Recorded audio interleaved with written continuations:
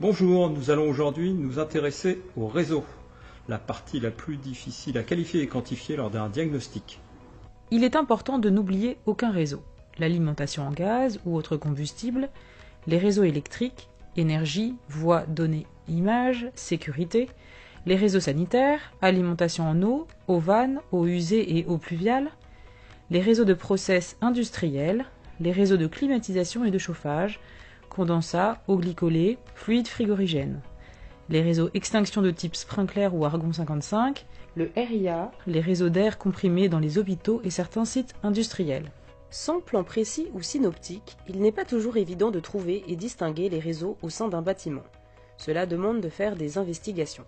Les supports de réseau sont variés. On trouve aussi bien des chemins de câbles, des gaines Canalis, que des conduits en PVC, polyéthylène, cuivre, fer, fonte, zinc, plomb, ou parfois calorifugés au polystyrène ou à la laine de verre. Pour les recenser, le matériel se compose des plans de réseau spécifiques, d'un moyen d'accès au faux plafond, possible jusqu'à une hauteur de 2,50 m.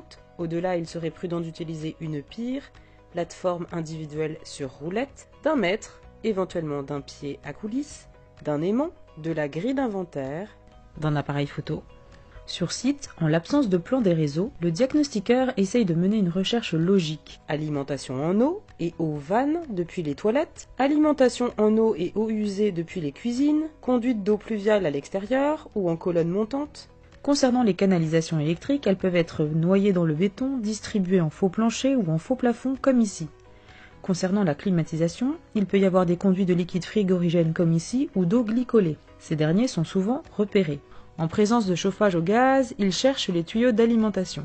Concernant les réseaux d'extinction, les gaines sprinkler sont soit apparentes, soit installées en faux plafond, identifiables par la présence d'extincteurs. Pour chaque conduit, chaque chemin de câble, le diagnostiqueur identifie le type, le ou les matériaux, le diamètre ou les cotes. Il repère si possible le cheminement dans le bâtiment.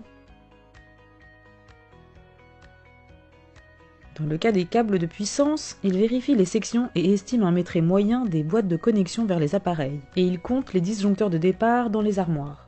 Concernant les câbles VDI, il compte les départs depuis les répartiteurs, câbles, cuivre et câbles optiques. Pour la sécurité, il estime le mètre moyen entre deux équipements sur le bus, ou un mètre moyen entre coffret et équipement. On peut parfois trouver des informations sur le site, dans les coffrets ou armoires électriques et dans les locaux techniques. Il saisit ensuite toutes ces informations dans la grille d'inventaire. En termes de recommandations, il spécifie de s'assurer de la vidange des circuits et de la mise hors service des réseaux avant intervention. Attention, concernant l'électricité pour une question de responsabilité en cas d'accident, assurez-vous bien que vous êtes habilité H0B0V à pénétrer dans les locaux sensibles lors de la visite ou le jour de l'intervention. Surtout si les installations ne sont pas à l'arrêt. Attention aussi à la présence d'amiante.